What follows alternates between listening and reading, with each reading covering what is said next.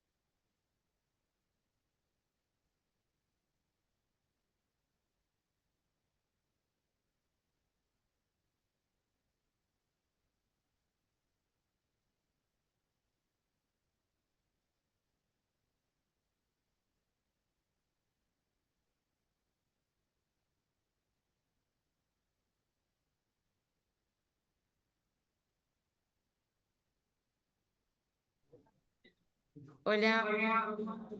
Ya reacordé. Acá. Ay, ay, ay.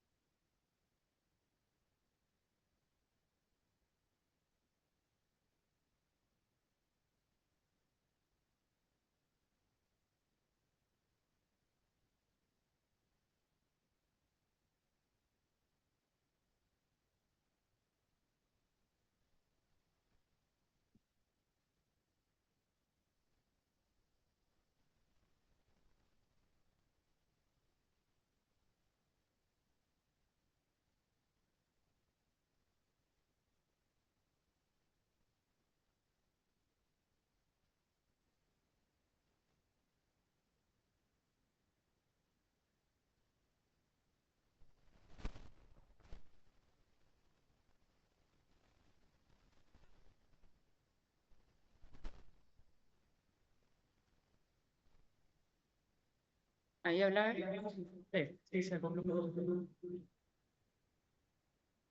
Sí, supongo que es.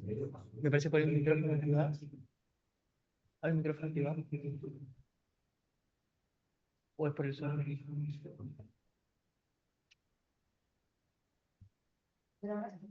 No, ahora sí no me voy a escuchar porque lo bajaron, pero está bien, es por el volumen. Cuando hablen ellos, sí lo hacen. Sí, sí, sí. Se ve que se escucha porque sale bien. ¿Está prendida la abrigo? Sí. A ver,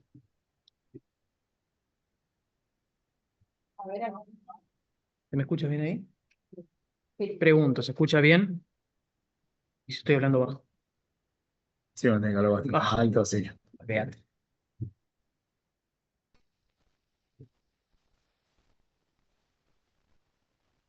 Sí, se escucha bien. Bueno, Ahí tenés sonido. Sí. Ah, listo. ¿estamos alguno más? Bueno, buenas tardes, chicos. Buenas tardes a los del Zoom. Hoy tuvimos algunos desperfectos, pedimos disculpas, que no podíamos usar los micrófonos porque no se escucha bien para los chicos que están conectados remotamente. Eh, Vamos ya a arrancar de nuevo. Vamos a ir pasando el cronograma que hubo ahí un pequeño cambio. Teníamos pensado arrancar la semana pasada. Arrancamos esta, ya vamos a pasar el cronograma para los próximos meses como está estipulado. Hoy arrancamos con el módulo de laboral. Nos acompaña el doctor Joaquín Lobato, que es adscrito de la Cátedra de Derecho Laboral y de la Seguridad Social. Y ya para el módulo que viene vamos a arrancar con familia, que había alguno que nos había consultado. Bueno, sin más, cuando el profe haga las interacciones de siempre, tener simplemente paciencia porque él va a repetir para que escuchen, va a sintetizar las intervenciones para que simplemente escuchen los que están en el Zoom y bueno, que sea provechosa la clase. Todo suyo, doctor. Muchas gracias, doctor. Voy a tratar de forzar un poquito la voz, si bien tengo la voz alta. Los que no se escuchan, a medida que puedan, también se acercan un poquito más adelante. Primero, antes que nada, por supuesto, muchas gracias a la Secretaría de Graduados por la invitación. Ya son varias actividades que vamos trabajando juntos. Para nosotros es realmente un placer poder compartir con ustedes cuestiones prácticas. No por nada, la mayoría o gran parte de los que tratamos de formar parte de estas actividades somos adscriptos, porque muchos de nosotros estamos en la calle, en la diaria, y bueno, queremos transmitirle a los compañeros que hemos sido compañeros hasta no hace mucho, algunas cosas que hemos aprendido respecto de la aplicación concreta del derecho y más precisamente en este caso del derecho laboral. Vamos a ver hoy entonces, para dar inicio a este módulo de laboral, dos cuestiones centrales o dos ejes centrales que están dados primeramente por todo lo que tiene que ver con comunicaciones, sobre todo epistolares en materia laboral. Vamos a ver que no son las únicas modalidades comunicacionales y que son importantes tenerlas en cuenta porque en definitiva hay mucha dosis de estrategia en todo lo que hace al derecho al trabajo y bueno, al intercambio puntualmente. Y en segundo lugar, vamos a hacer un repaso breve. No tenemos intenciones de centrarnos mucho en fórmulas liquidatorias y demás, sino hacerle llegar, porque está básicamente en la Ley de Contratos de Trabajo y también en la 27802, decretos reglamentarios y demás, pero sí darle las herramientas para que sepan cómo se materializa en la práctica un pedido, no solamente una indemnización, sino de algunas cuestiones que tienen cierto criterio sentado en nuestra jurisprudencia, sobre todo de Córdoba, como por ejemplo son las diferencias de haberes, los cálculos de horas extras, horas suplementarias, la diferencia técnica y cómo, por supuesto, eso incide en nuestra práctica diaria. ¿Sí? No, ya está. Dijimos que vamos a hablar entonces primero de comunicación. ¿Cuántos de los que están acá están trabajando como abogados independientes o trabajan en estudios? ¿Hay estudiantes avanzados? ¿Sí? Estudiantes avanzados. ¿Hay gente que ya haya tenido contacto con el derecho laboral?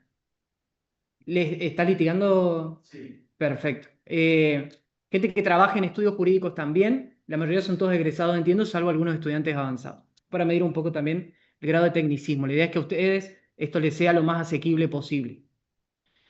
Cuando hablamos de comunicaciones en materia laboral, la comunicación en términos prácticos es un acto jurídico recepticio. ¿Sí? Vamos a ver por qué y quédense con ese término recepticio. Donde las partes que intervienen en la comunicación de alguna manera sientan una posición jurídica definitiva o comunican o hacen constar alguna situación jurídicamente relevante para la otra parte.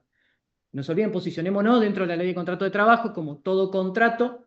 Si el contrato de trabajo es un contrato sinalagmático, un contrato de prestaciones recíprocas, de tracto sucesivo. Teoría general de los contratos, digamos. Entonces, hay dos partes esenciales, empleado-trabajador, y en el marco del desarrollo de una relación laboral, por supuesto que se van desarrollando determinadas situaciones, circunstancias, hechos que son jurídicamente relevantes, ¿sí? Muchas veces, en materia laboral, y esto es lo importante, no solamente sirve para sentar una posición, sino también para activar determinados derechos laborales previstos en la legislación. Sin ir más lejos, por ejemplo, todo lo que tiene que ver con la protección del embarazo, las licencias por maternidades, la tutela sindical, ¿sí? La protección por causa de matrimonio, ¿sí? Para evitar en el caso de los despidos por causa de matrimonio, y por supuesto la más compleja, creo que aún hasta en las circunstancias actuales, lo que tiene que ver con enfermedades inculpables o circunstancias que generan la suspensión de la prestación o del débito laboral. En esta idea, partiendo de esta idea de que las comunicaciones son actos jurídicos recepticios, tengan en cuenta algunas cuestiones básicas que tienen que ver con algunas normativas que hacen a la comunicación epistolar en materia laboral. Desde la ley de contrato de trabajo, por supuesto la ley de riesgo de trabajo, que ya vamos a ver puntualmente en cómo funcionan las comunicaciones laborales en esa circunstancia, el código, la Constitución Provincial, sobre todo la Ley de Procedimiento Laboral 7987, con sus respectivas modificaciones, la 10456, y por supuesto, en materia epistolar no nos podemos olvidar la 23789. Esta ley 23789 que regula las comunicaciones como una emanación del artículo 20, gracias, como una emanación del artículo 20 de la Ley de Contrato de Trabajo que garantiza la gratuidad para el trabajador en función de respetar el acceso a la justicia. La Ley 27389 lo que viene es a garantizar efectivamente que tenga el trabajador a disposición una instancia de comunicación gratuita, ¿sí? Que comunicar circunstancias jurídicamente relevantes en el marco del contrato de trabajo, la relación de trabajo, en el costo que eso implique no sea un obstáculo para el ejercicio de sus derechos, ¿sí? Por supuesto que, como les digo, la 23789 además está complementada por una serie de regulaciones y reglamentaciones del Ministerio de Trabajo que de alguna manera vinieron a ampliar el abanico de sujetos legitimados, hasta los derechos habientes inclusive. Y ahí ya van a ver puntualmente, si no me equivoco, la 343/96 y la 1356 del Ministerio de Trabajo, Empleo y Seguridad Social de la Nación. Verán que tienen algunos añitos. No, no lo saquen, no lo saquen. Bien amplían el abanico, permitiendo que los derechos habientes del trabajador también utilicen este sistema de telegramas laborales gratuitos. Lo hacen solamente para determinadas circunstancias. Y hoy por hoy, en el correo argentino, que es el que aplica este régimen, tiene ciertas particularidades que se miden a ojímetro. Depende del funcionario del correo que te toque, te deja o no despacharlo, en términos claros y precisos, ¿sí? No obstante, es importante siempre conocer la normativa para poder justamente ejercer debidamente el derecho de defensa en representación del trabajador.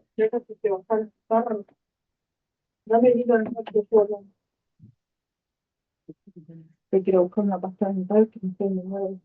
Ahí está. Cuando abordan inicialmente, sabemos que la comunicación epistolar es generalmente la punta del iceberg, la primera etapa de el abordaje de cualquier caso de tipo laboral. Estas son algunas cuestiones, me permití hacer una pequeña reseña de algunos elementos propios de las relaciones de trabajo, de las circunstancias que rodean a las relaciones de trabajo, que todo abogado tiene que saber previo a confeccionar el instrumento comunicativo, notificatorio, intimatorio. Ya vamos a ver bien por qué esta clasificación. Dada esta circunstancia, por supuesto que en materia del abordaje del asunto, que caiga a conocimiento de ustedes tienen que saber que no solamente en materia laboral, sino en el derecho en general, hay que saber distinguir hechos de derecho. Los hechos por un lado, el derecho por el otro. La mentalidad del estudiante de derecho, inclusive muchos de los que hemos salido de esta alta casa de estudios, tendemos a mezclar los conceptos y automáticamente ante un determinado hecho queremos calificarlo jurídicamente. No, esto es así porque se aplica el 446 del Código Civil y Comercial de la Nación. Es importante que mentalmente nosotros sepamos distinguir para después poder hacer el encuadramiento. Estos son los hechos por un lado, este es el derecho por el otro. ¿Sí? Nos va a permitir también tener una precisión en el examen de qué normativa vamos a aplicar, sobre todo en materia laboral, hoy por hoy, donde está absolutamente todo sustancialmente disperso, ¿no? Hoy convivimos exactamente con 4 regímenes generales, desde el DNU 7023, desde la Ley de Contrato de Trabajo, DNU 7023, suspendido por cautelar por ahora, pero vamos a ver qué pasa. La 27742, Ley de Bases, 27802, Ley de Modernización Laboral, actualmente decretos 407, 406, decreto 512, decreto 612/26, etcétera, etcétera, etcétera. Entonces, ante esa dispersión normativa, siempre es importante que no pierdan de vista nunca los hechos y fundamentalmente aspectos relevantes de las relaciones laborales, que son lo que le van a permitir a ustedes efectuar notificaciones exitosas. Y que son importantes en materia laboral, por lo que dispone el 243 de la Ley de Contrato de Trabajo, fundamentalmente en cuanto a la prefijeza judicial o prefijeza epistolar en este caso, de los hechos que después se van a debatir. Lo que nosotros digamos en los telegramas es lo que vamos a defender eventualmente en un juicio, o respecto, si estamos del otro lado del mostrador, lo que digamos en una carta documento contestando un telegrama es lo mismo que vamos a esgrimir llegado el momento en instancias posteriores, Ministerio de Trabajo, instancia judicial.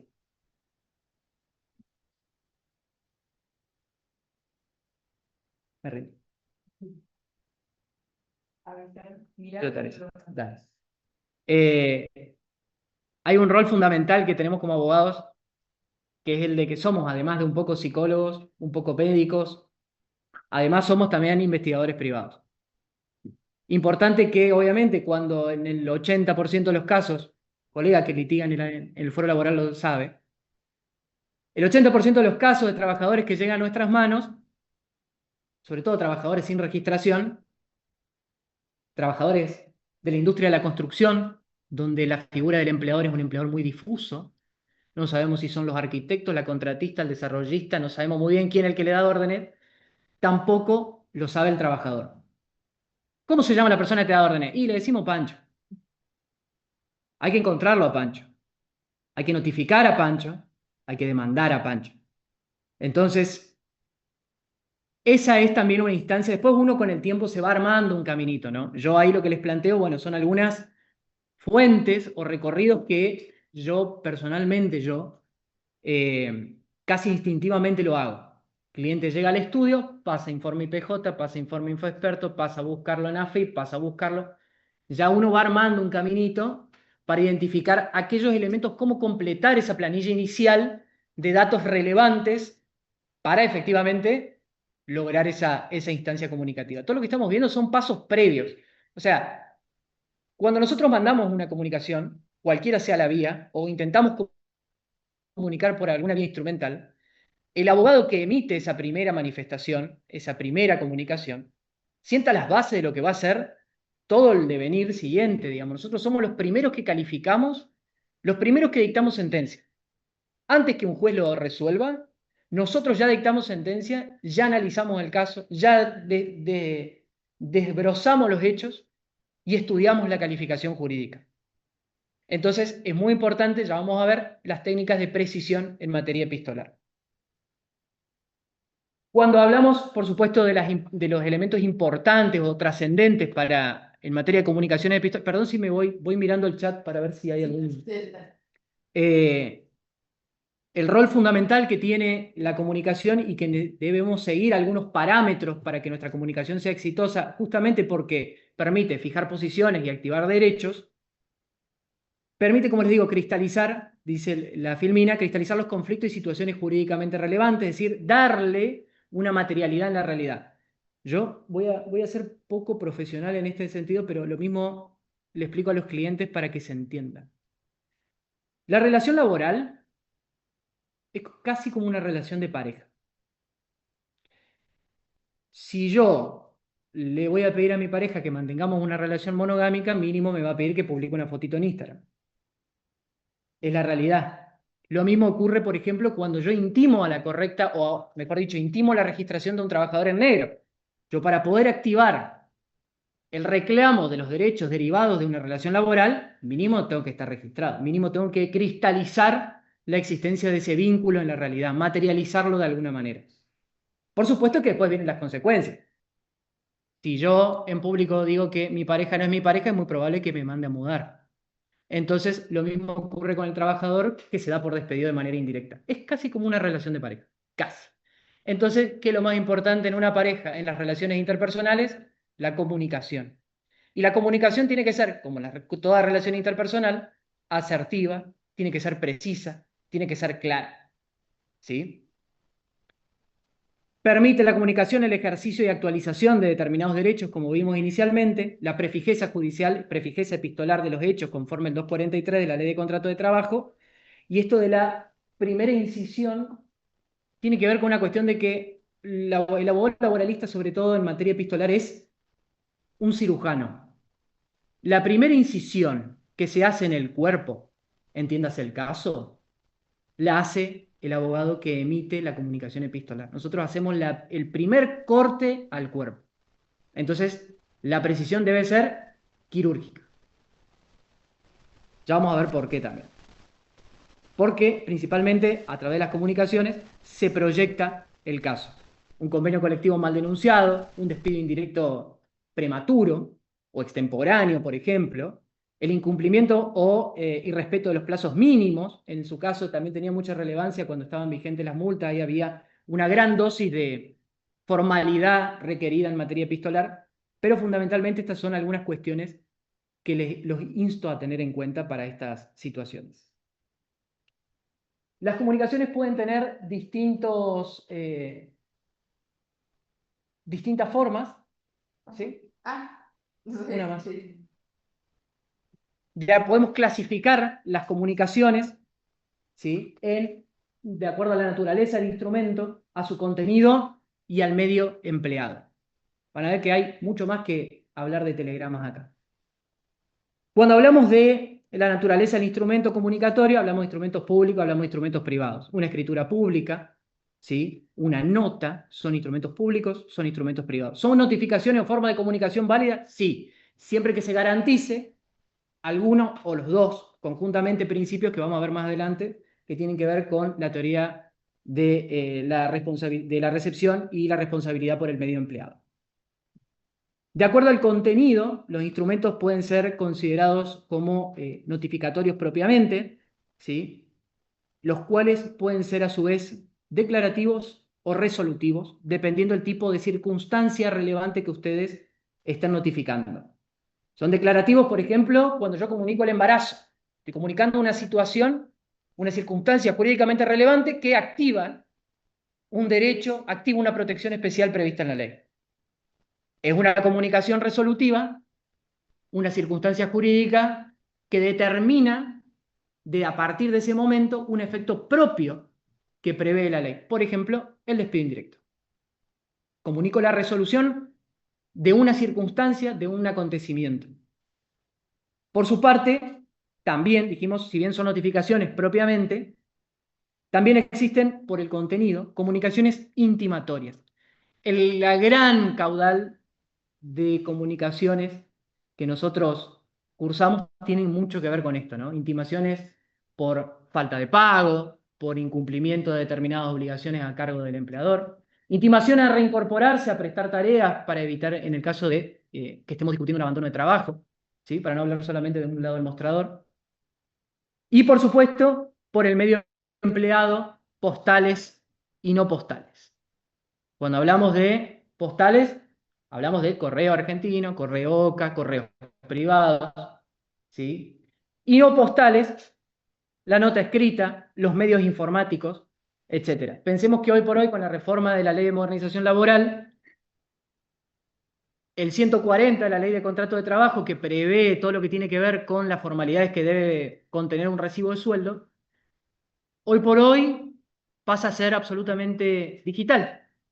Existe una gran posibilidad de que, como ya se viene aplicando en determinados sectores, los recibos de sueldo pasan a ser emitidos de manera digital y suscriptos en concepto de recibido por el trabajador también de manera digital. Por supuesto que para todo esto tiene que existir algún mecanismo que garantice la autenticidad, integridad, no adulteración, etcétera, etcétera, etcétera. Pero para que vean que existen, sí.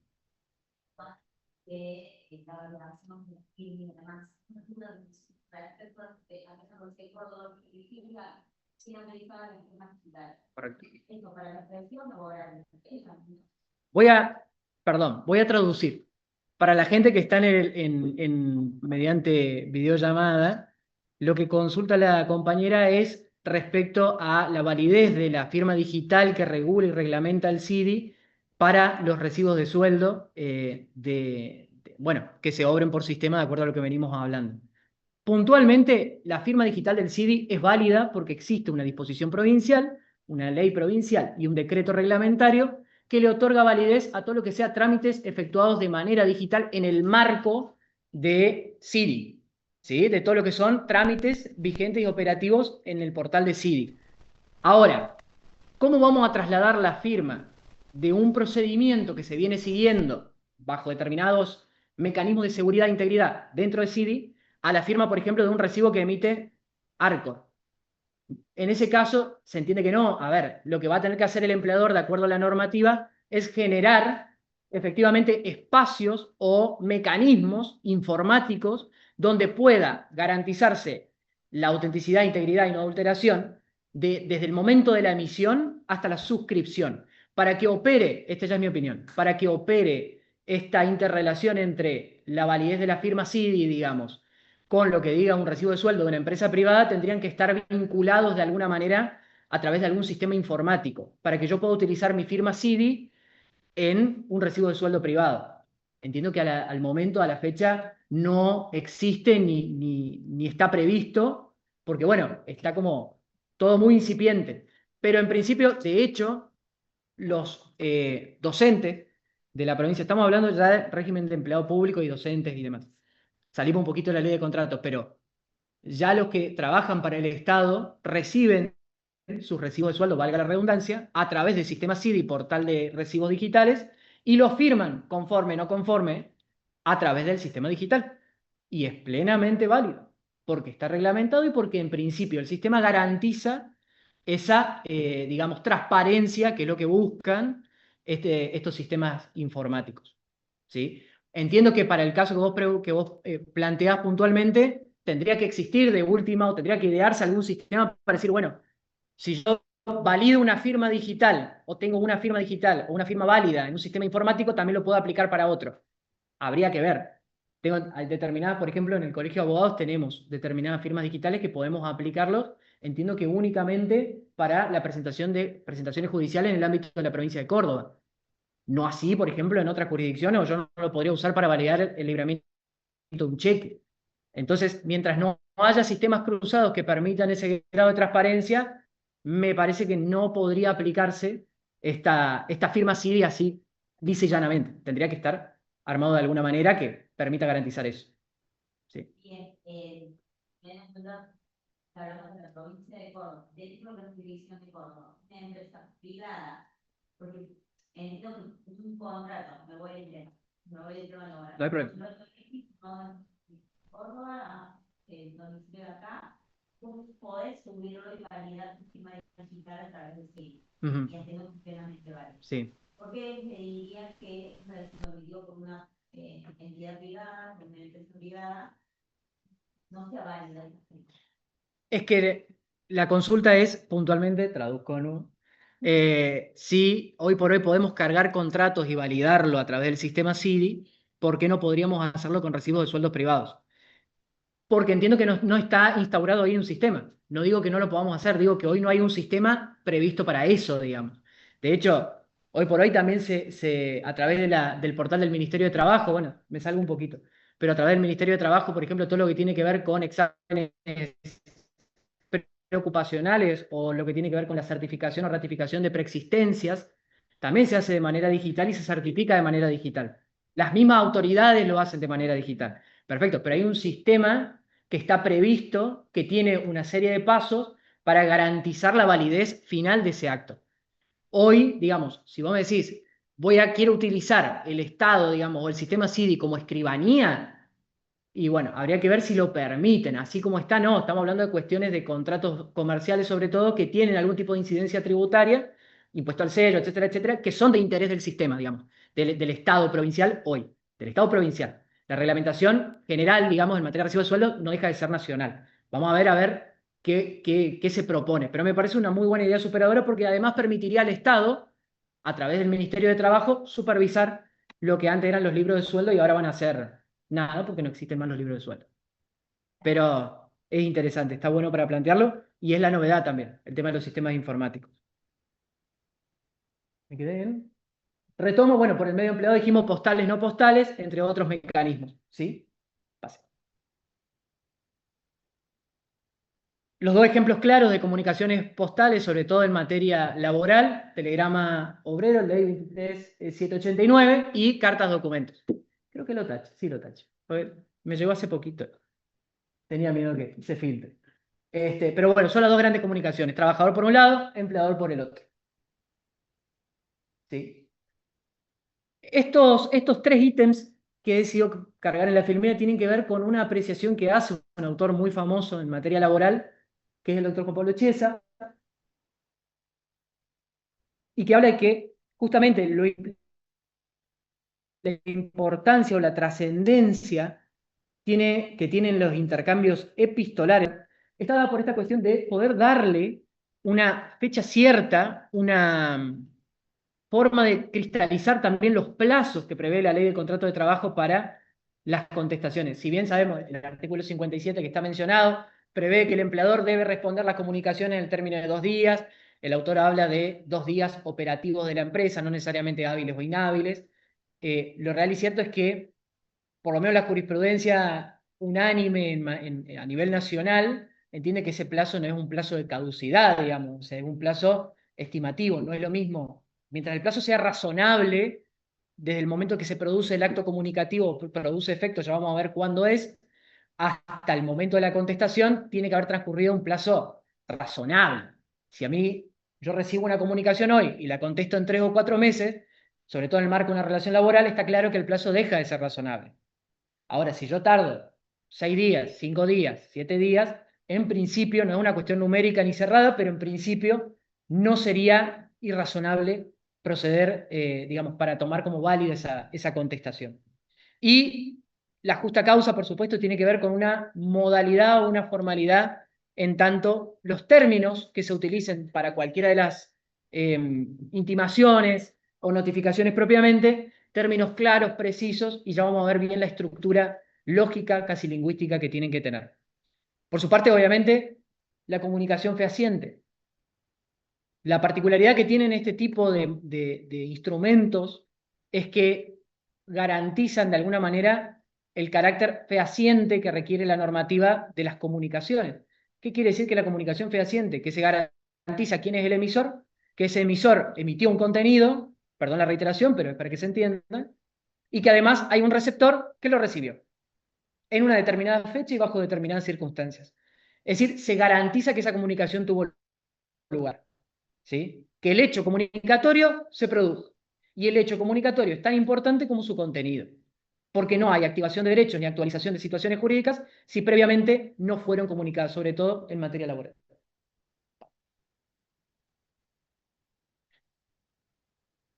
Esto a fuego, esto le va a servir no solamente para todo lo que tiene que ver con cuestiones estrictamente laborales, sino también cualquier tipo de comunicación que ustedes cursen en el fuero y en el ámbito que sea. En toda materia de intercambio epistolar rigen 2 principios que están concentrados o sobre los cuales gravita un tercer principio que es el principio de buena fe. Bajo el ala del principio de buena fe de las partes tenemos dos principios. El principio de responsabilidad por el medio empleado y la teoría de la recepción. Ambos juegan de manera conjunta e interrelacionada en materia epistolar. El principio de responsabilidad por el medio empleado, ¿qué significa? Cada uno es responsable de que la comunicación que emite llegue a la otra parte y por el medio que elige que llegue esa comunicación. Si yo elijo hacerlo por una nota escrita, me tengo que garantizar de tener constancia y certeza de que esa nota y comunicación ingresó a la esfera de conocimiento o al ámbito posible de conocimiento del destinatario. Obviamente, como toda regla en materia de derecho, existen excepciones, ¿no? Pero este es el principio general, ya vamos a ver algunas cuestiones puntuales. Cada parte es responsable por el medio empleado y escogido para formalizar una comunicación. De todas las que vimos, postales, instrumentos privados, públicos, la que sea, cada uno es responsable de que llegue a la esfera de conocimiento, salvo que no llegue por cuestiones ajenas a la voluntad o diligencia del emisor de la comunicación. Ya vamos a ver algunos supuestos especiales y qué ha dicho la jurisprudencia respecto a estas cuestiones. Y en segundo lugar, la teoría de la recepción. ¿Cuándo se perfecciona el acto comunicatorio? Si ustedes, abogados del trabajador, envían un telegrama, no pueden decir que la comunicación se perfecciona hoy 29 de julio del 2026. Se aplica la teoría de la recepción. Por eso decimos que un acto jurídico, la comunicación, es un acto jurídico recepticio, porque requiere de la recepción. Ahora, ¿recepción en qué sentido? Bueno, la teoría de la recepción exige que la comunicación debe ser puesta o debe ingresar a la órbita o ámbito de conocimiento del destinatario. No quiere decir que el destinatario conozca efectivamente el contenido de la comunicación. Quiere decir que debe ser puesta de tal manera que normalmente esté en condiciones de conocerla. Vamos a ver supuestos después, pero el más claro es, che, yo envío un telegrama a mi empleador y me devuelve el telegrama informándome el correo que el telegrama fue rechazado. Yo no puedo, emisor, ser responsable por la falta de recepción cuando fue la mala fe de la parte que se negó a recibirla quien ocasionó que en definitiva no conociera el contenido concreto. En esos supuestos, la jurisprudencia es unánime y sostiene que efectivamente la comunicación se tiene por perfeccionada. La comunicación se cumplió. No pudo ser conocida estrictamente, o sea, no podrá alegar, nadie puede alegar su propia torpeza. Nadie puede invocar un acto de mala fe en defensa de sus propios derechos. Si el empleador no la recibe porque no quiere, la rechaza la comunicación, por supuesto que se lo tiene por notificado. ¿Sí? Entonces, es ahí donde juegan estos dos principios. Es importante tenerlo en cuenta, y cuento una anécdota que me pasó hoy a la mañana, que no la iba a contar, pero la voy a contar. Que es, hoy a la mañana, el colega que trabaja conmigo, que hace civil, le dije muy claramente, si llega una contestación con de fulanito de tal para fulanito de tal, tenemos un aviso de visita más, que venga la próxima, porque yo mandé una comunicación, necesito que llegue primero la mía, por la teoría de la recepción, y después que me llegue la suya, porque se va armando de manera escalonada, se va armando a medida que se van recibiendo. Si la comunicación se perfecciona con la recepción, yo no puedo enviarla y desligarme, soy responsable por el medio empleado y soy responsable de que sea recibida en esas condiciones. No la reciba porque me va a estar intimando algo y yo lo quiero constituir en mora primero. Por la exceptio non adiplecti contractus, en latín del Código Civil, la suspensión de cumplimiento, quien constituye en mora al otro puede suspender su prestación hasta que el otro cumpla o ofrezca cumplir. A esto voy con la cuestión estratégica que tiene el intercambio epistolar. Antes que me constituyan en mora, yo ya envié antes, pero necesito que llegue primero. Pues, ¿qué sucedió a la mañana? Mientras yo estaba en audiencia, llegó la comunicación. Y el colega, poco ávido en materia de intercambio epistolar, claramente porque no tuvo esta conversación conmigo, recibió la comunicación. Y fui constituido en mora yo primero. Me cambió la estrategia procesal de un día para el otro. Lo que iba a ser una intimación a correcta registración se transformó en una defensa por abandono de trabajo. ¿Me explico? La incidencia del intercambio epistolar es supina, es gravísima. Por eso es importante ser muy prolijo, no solamente con el contenido, sino con los plazos, con los tiempos, con los términos. Esto es estrategia procesal. Yo no sé si está bien, pero es una estrategia procesal y cada uno la va midiendo. Ya vamos a ver por qué, che, hay aviso de visita, 1, 2, cuántos, en qué momento se perfecciona la teoría de la recepción. Ahora bien, sobre estos dos grandes principios en materia epistolar, rige un tercer principio que engloba a ambos, que es efectivamente el principio de buena fe, que es lo que yo les explicaba al inicio, no, pero está bien, que les explicaba al inicio, que tiene que ver con esto. Ambas partes están obligadas, si bien la ley dice que el empleador está obligado, va de suyo, que por una emanación del artículo 63 de la ley del contrato de trabajo, también es una obligación del trabajador recibir las comunicaciones que se le cursen. Hay un fallo en la provincia de Córdoba, bastante añejo, pero que tiene aplicación en este sentido, de un trabajador que vivía en una zona que no tenía reparto a domicilio. Hoy por hoy ya son pocas, pero hay y había zonas donde no hay reparto a domicilio porque el correo no llega. Entonces el tribunal entendió, el Tribunal Superior, estamos hablando de un fallo del 2011, no es tan bien, 2009, 2010, 2011. El Tribunal Superior de Justicia entendió que si el empleador le mandó una comunicación y el trabajador sabía que vivía en una zona rural que no tenía reparto a domicilio, él debió tomar las diligencias, el trabajador debió tomar las diligencias necesarias para asegurarse, concurrir a la oficina de correo propia de su jurisdicción las veces que fuera necesaria para recibir su comunicación. ¿Me explico? ¿Por qué? En función del principio de buena fe. Entonces, el principio de buena fe sigue siendo bilateral. Estoy de acuerdo. Ah, Lo dijo el TCJ.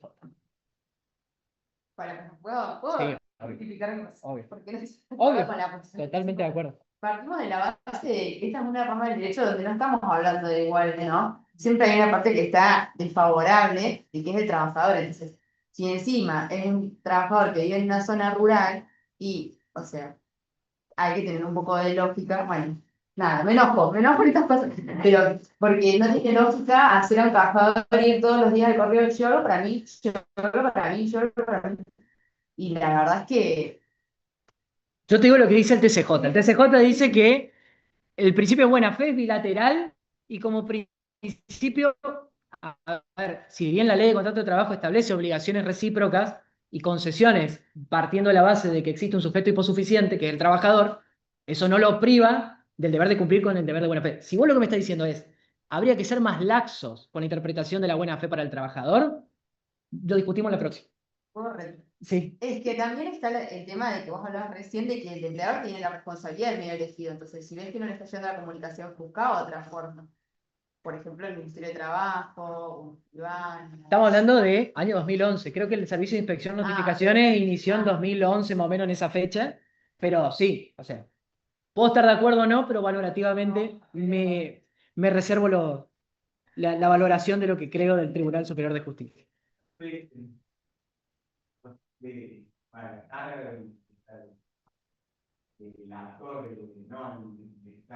Me notifica, si no te llega nunca, no puedes plantear la posición con sus sociedades. El tema es el siguiente, si no llegó, la pregunta es si en el caso, le contesto al chat, si en el caso de que la comunicación no sea recibida nunca, en definitiva, se podría plantear una redargución de falsedad. La redargución de falsedad está reservada para los instrumentos públicos. Puntualmente en materia epistolar, a ver, si vos no la recibiste, eso se certifica. No la recibió por algunas de todas esas causas o más. ¿Sí? Si no se recibió por domicilio sin reparto, es una cosa, tiene una consecuencia jurídica. Por ahí, si no se recibió porque estaba mal el domicilio, prima la regla de la responsabilidad por el medio empleado. Ahora, si está mal el domicilio porque vos no lo actualizaste, vos violaste tu deber de buena fe. Entonces la notificación es válida.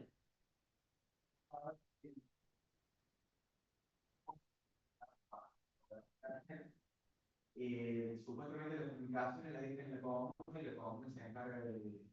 Esto es muy común que en el interior aún sigan existiendo lo que son las estafetas postales. Las estafetas postales. Siempre me dio mucha gracia el término, pero por eso me lo aprendí. La estafeta postal es como una pequeña casilla del correo que está puesto en una esquina donde se dejan para remisión y se dejan para distribución epístolas, digamos. Por supuesto que ya estamos viendo que efectivamente todo lo que tiene que ver con cuestiones epistolares es mucha casuística.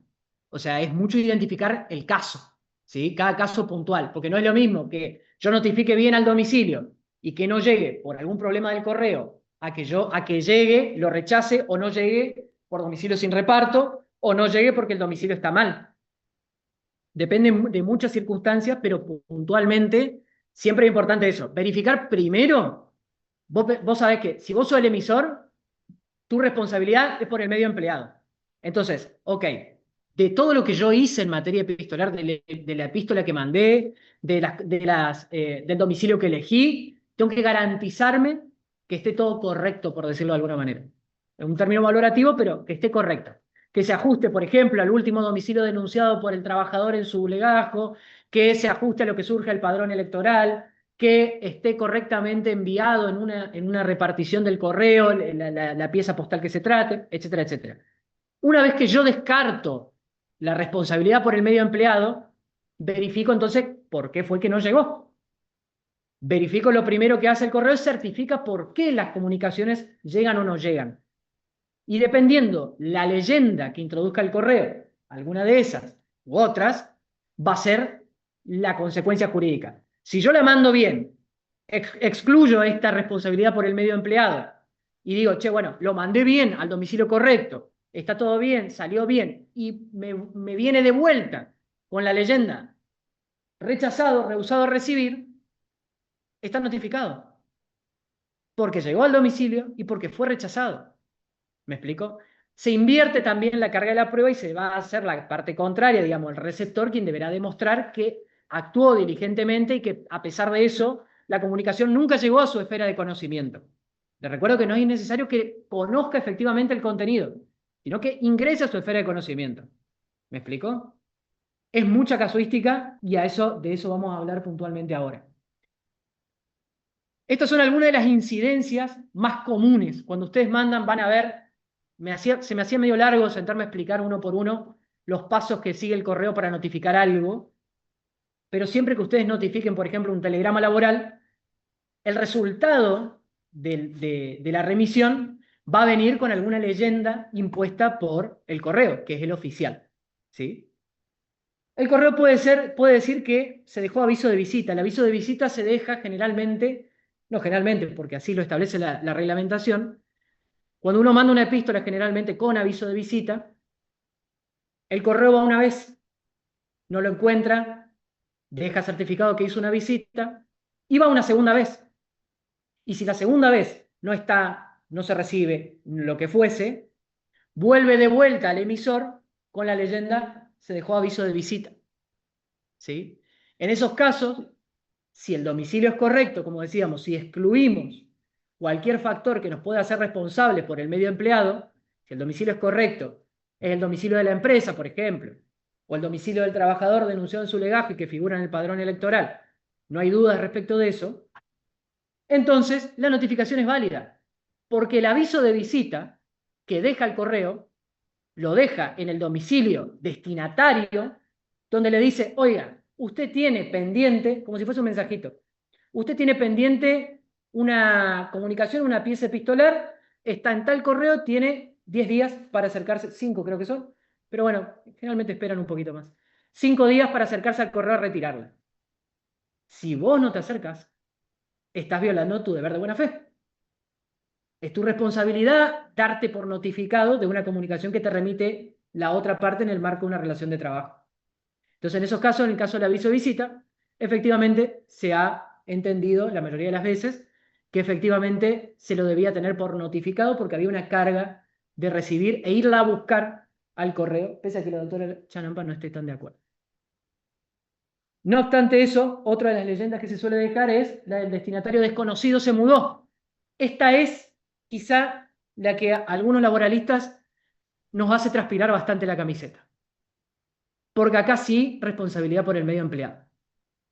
Entonces, si no se pudo notificar porque se mudó o porque no se pudo conocer el domicilio, tenemos que buscar la forma de hacerlo llegar.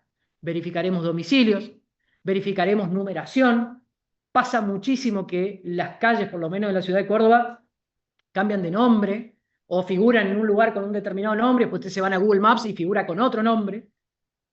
Entonces, es muy importante siempre en esos casos, por lo menos yo, por cada telegrama hago 8.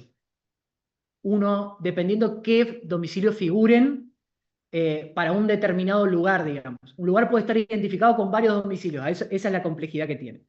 Y él se mudó, bueno, por supuesto que también tiene su incidencia, ¿no? Hay que ir a buscarlo. Salvo que exista, como en el marco de la relación de trabajo, la obligación de mantener actualizados los domicilios. Si yo, trabajador, denuncio hoy un domicilio real y mañana van y me dicen que se mudó, y da la pauta de que en realidad o hubo mala fe o en realidad hay un incumplimiento del deber de mantener actualizados los domicilios comunicatorios. ¿Sí? Obviamente, vuelvo a lo mismo, son cuestiones absolutamente casuísticas, ¿no? El rechazado o rehusado a recibir es básicamente eso, ¿no? Una emanación de la mala fe por parte del destinatario que decide no darse por notificado. Eso no implica que para la ley no lo esté. De hecho, la jurisprudencia es unánime en entender que efectivamente se lo tiene por notificado, salvo que pruebe que no pudo ser notificado, no ingresó a su esfera de conocimiento por alguna cuestión ajena a su voluntad o que obró diligentemente. Hay una cuestión de análisis de la culpabilidad ahí que la verdad es que a mí me parece bastante desatinada, pero es lo que tenemos. Domicilio cerrado generalmente viene acompañado con aviso de visita. Domicilio cerrado es efectivamente fui, no me atendió nadie, no había nadie que lo reciba, no es como las notificaciones de la cédula de notificación de judiciales, que la dejamos bajo puerta, están autorizados y es completamente válida. En materia de notificaciones epistolares, correo oficial se lo debe dejar en mano a alguien. Lo único que no deja en mano el correo es el aviso de visita. Entonces, el domicilio cerrado implica eso, ¿sí? Justamente vienen acompañadas una de la otra. Si el domicilio está cerrado una vez, a la segunda visita sigue cerrado, se deja aviso de visita. Después pueden pasar un montón de cosas. Me ha pasado. Primera visita, domicilio inexistente. Digo, bueno, volverá de vuelta. Domicilio inexistente, no lo pude ubicar. Segunda visita, se entregó. Correo argentino. O sea, realmente es muy importante hacerle un seguimiento a cada misiva que uno envía por estos pequeños detalles, que en definitiva, o a la inversa, también me ha pasado. Che, primera visita, domicilio cerrado. ¿Ya va a llegar la segunda o espero que venga o que lo dejen y ya veo cómo lo doy por notificado? Segunda visita, domicilio inexistente. ¿Pero cómo no estaba cerrado? Ahora es inexistente. Bueno, esas son las contradicciones, digamos, con las que tenemos que lidiar todos los días. Por eso es muy importante entender estos resultados notificatorios para saber si o mando de vuelta, o busco otro domicilio, o dónde lo busco, o lo tengo por notificado. Y de esto va a depender la eficacia del contenido que estoy notificando y eventualmente las bases de lo que eventualmente después voy a reclamar. ¿Sí? Domicilio sin reparto, zona inhóspita, ya lo hablamos. En principio, es de buena fe exigir a las partes que proporcionen domicilio y lo mantengan actualizado. También sería, de acuerdo a la jurisprudencia, una emanación del principio de buena fe que en el caso de que uno sepa que no llega la documentación, no llegan las epístolas a ese domicilio por ser zona sin reparto, proporcionar otro domicilio. ¿Sí? Es muy normal, sobre todo en los registros de trabajadores agrarios que viven en el campo, en zonas, que proporcionen varios domicilios alternativos. Entonces el empleador notificará a todos ellos, a uno, o elegirá y será responsable por el medio empleado. Yo, abogado de la empresa o del demandado, le diré, eventual demandado, le diré, notificar a los 8. Hay un riesgo que no podemos correr, notifiquemos los 8. Está bien que eso tiene un costo, ¿no? Pero bueno. Bien. Preguntas en el chat, pero creo que están contestadas. Plazo vencido no reclamado. El plazo vencido no reclamado es justamente eso, se dejó aviso de visita y no lo fueron a rescatar a la misiva al correo, en cuyo caso se le tiene por notificado. Y ahí hay una discusión con respecto a cuando yo envío el telegrama, domicilio cerrado, primera visita. Segunda visita, domicilio cerrado, dejo aviso de visita, guardo en el correo, vence el plazo, devuelvo al remitente y le notifico. Se hicieron dos avisos, se hicieron dos visitas en ambos domicilios cerrados y no se apersonó nadie. Entonces, plazo vencido no reclamado, dice la leyenda del correo. ¿Desde cuándo entonces? Convengamos que desde que yo la mandé hasta que me la devolvieron con esa notificación de plazo vencido no reclamado, pudieron haber pasado tranquilamente un mes y medio.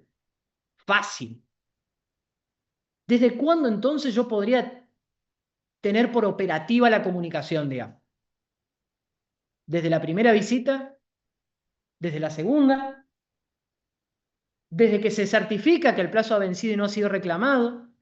Porque en definitiva en ese momento que se configura la mala fe, cuando vence el plazo para reclamarlo en el correo y el destinatario no va. O desde que el correo me informa a mí cuál fue el resultado del íter cronológico de la misiva. Les dejo la duda porque la respuesta tampoco la tengo yo, digamos. Depende en gran medida de lo que resuelvan los tribunales, por eso casuística pura. Pero bueno, son discusiones que tenemos habitualmente porque, bueno, a veces corren plazos y a veces corren comunicaciones paralelas. Y a más de una vez lo que nos ha tocado hemos recibido, qué sé yo, por un mismo caso, dos cartas de documentos superpuestas. También pasa que uno manda telegrama, después manda reiteración, llegan las dos juntas. Entonces no hay reiteración porque hay una sola, entonces el plazo es único para contestar. ¿Me explico? Casuística pura, por eso es importante siempre cuando evalúen la relación que hay en esta materia, en materia de intercambio epistolar, tengan en cuenta las tres reglas. Responsabilidad por el medio empleado, por supuesto que todo lo que tiene que ver con la teoría de la recepción y la buena fe. Si pasa los tres filtros, la comunicación podría ser válida o inválida de acuerdo al lugar que ustedes separen y la premisa de la cual parta su razonamiento. ¿Sí? Pero en principio esos son los tres filtros que debería atravesar el análisis de la comunicación epistolar. Y en ese caso, ¿qué aconseja hacer? ¿Contactarse directamente con la trabajadora si no es posible localizarla? Sí, por supuesto que lo ideal sería, la pregunta es si, en caso en que no podemos dar con el trabajador siendo demandados, por ejemplo, ¿qué hacemos si lo contactamos porque no es posible localizarlo? Y se supone que el trabajador va a trabajar todos los días, o regularmente, estamos hablando de un contrato de trabajo de tracto sucesivo, prestaciones continuas. Por supuesto que insisto, hay una obligación de mantener un deber, una carga, una obligación, un deber, una carga, de mantener actualizados los domicilios. Por supuesto que yo lo iría a buscar. De hecho, si el trabajador me denunció un domicilio, yo voy y me dicen, se mudó, lo primero que hago es me voy con un escribano a labrar un acta de constatación. Sí, son costos, lo sé, pero a la empresa no es que no le importa, al contrario, le importa muchísimo. Pero hay muchas veces que más le importa notificar. Entonces, digo, son cuestiones procesales que uno efectivamente tiene que tener en cuenta. ¿Amplio? Sí. Pásalo si querés. ¿Hay otra? En el caso que el correo no pudo hacer llegar la respuesta y el trabajador ya no asiste más a su lugar de trabajo, no hay manera de comunicarse. Bueno, en ese caso puntual nos vamos a tener que quedar con el último domicilio, opino yo, ¿no? Con el último domicilio denunciado por el trabajador, por ejemplo, en su legajo, y efectivamente tratar de tomar alguna diligencia extra. No se olviden, les repito, somos medio investigadores. Tenemos que tratar de rastrearlo de alguna manera. En el caso de que no sea posible, tratar de demostrar o tener elementos para acreditar que hemos sido lo más diligentes posibles para que esa comunicación sea efectiva. Que se cursó a un domicilio, ya vamos a ver ahora, cuando veamos a qué domicilio se debe notificar, que las reglas para notificar, o sea, el trabajador tiene más amplitud en cuanto a dónde notificar para que la notificación sea válida que respecto del empleador. El criterio para examinar, estas son cuestiones, insisto, vuelvo a lo mismo, casuística, muy de hecho, pero en principio la jurisprudencia le ha dado la razón al trabajador, por ejemplo, cuando notifica al domicilio real, al domicilio laboral de la empresa. Yo, empresa, puedo tener mi sede, emitir los recibos desde la sala del Salón de Gobernadores y resulta que prestan tareas efectivamente en la Secretaría de Graduados. Pues el trabajador notificó a la Secretaría de Graduados y como lugar de prestación efectiva de sus tareas se toma que es válido. Ese domicilio es completamente válido. Yo no podría, empleador, decir no, pero de acuerdo al recibo de sueldo, el domicilio que nosotros tenemos acá en el Salón de Gobernadores, el domicilio es válido. Está puesto o ha sido remitido a un domicilio en el cual, en condiciones normales, yo, empleador, podría haber tomado conocimiento de la existencia de la comunicación. ¿Sí? Vamos a ver que, por eso le decía, las reglas es el segundo ítem. Las reglas para notificar a el empleador son más flexibles. Es tan válido el domicilio para prestar tareas como el que figura en los recibos de haberes, como el domicilio constituido por la patronal, por ejemplo, cuando remite una carta de documento, o inclusive el domicilio social si hablamos de sociedades y personas jurídicas. En ese caso también es válido, por eso siempre les recomiendo, cuando notifiquen o estén del lado del trabajador, tengan que notificar empresas, notificar a todos eso, el mismo contenido. Al domicilio real de la empresa, al domicilio de prestación de tareas, al domicilio que figure en IPJ, al domicilio que figure fiscal en AFIP. Por eso van a mandar totales gratis. Pero en definitiva, hasta que den con un domicilio. Y por supuesto, si el trabajador constituye un domicilio en su epístola, en su misiva primigenia, ese domicilio constituido es válido. Lo mismo ocurre con el empleador. ¿Sí? Hoy por hoy en Córdoba, no se habla mucho de esto, pero tienen que tenerlo en cuenta. Cuando van a juicio, ya después seguramente lo hablará el colega que se encargue de esa parte, cuando van a juicio, el protocolo de actuación de los tribunales de gestión asociada ya no tenemos más juzgados de conciliación, están todos tejializados. No solamente va a actuar, va a trabajar el tribunal en función de la ley de procedimiento laboral, sino también en función del protocolo de actuación de los tribunales de gestión asociada. Y creo que los que han leído el protocolo entero han sido otro abogado y el doctor Diplotti. Ni siquiera yo lo he leído entero y me hago cargo. Pero ¿por qué digo que es importante? Porque el protocolo tiene, en consonancia con lo que tiene dicho el Tribunal Superior de Justicia, tiene una regla de que el TGA debe agotar todas las posibles instancias notificatorias de la contraparte ante la presentación de una demanda. Yo me puedo presentar con este intercambio epistolario y decir, che, yo notifiqué al domicilio laboral, al domicilio al domicilio de IPJ, y ahora me contestaron, todo bien, pero ahora vengo a juicio, notifico la demanda de esos mismos domicilios y nadie comparece. El TGA tiene por protocolo la carga, de alguna manera, porque es medio una carga, de agotar todas las instancias para garantizar la notificación. Me ha pasado de notificar absolutamente la demanda a todos los domicilios que tenía una empresa, a todos, la parte demandada no compareció y resulta que el tribunal, ofrecimos prueba a todo, en soledad, en absoluta, litigar conmigo mismo, más aburrido que escucharme yo solo. En absoluta soledad me dice el tribunal, advierta, doctor, que cuando contestaron, si bien nunca constituyeron domicilio, el despacho fue hecho con los datos de un domicilio epistolar del estudio jurídico del abogado que los representaba en esa época. Notifica el estudio jurídico. Yo le digo, pero la notificación de la demanda por Código Procesal Laboral va al domicilio real. Lo dice el Código Procesal Laboral. Notifica el estudio jurídico. ¿Ok? Con reserva de formular impugnación y de irme en casación, a los fines de evitar la dilación, notifico al estudio jurídico. ¿Qué hizo la demandada? Se presentó y pidió el incidente de nulidad. Por supuesto que el caso está en casación. Más allá de esa cuestión, digo, importante siempre este tema de los domicilios y los lugares que son válidos para formular y efectuar las notificaciones. Decíamos entonces que si la regla es más flexible para el empleador, para notificar al empleador, no lo es para notificar al trabajador, donde el interés de la norma es que efectivamente, en la medida de lo posible, se garantice, sí, la recepción en condiciones tales de que ingrese a la esfera de conocimiento, pero que además, de algún modo, también digamos, se propenda al conocimiento íntegro del contenido comunicatorio. Entonces, notificar a un trabajador, como bien lo decían acá en el chat, es un poco más complicado, porque tenemos que tratar de agotar, no nos podemos quedar con la presunción y la casuística. Tenemos que tratar de agotar todas las instancias notificatorias posibles. Esto para los que vayan de un lado y del otro del mostrador. Lo que vimos hasta ahora, la importancia de las notificaciones también rige en materia de ley de riesgo de trabajo. ¿Sí?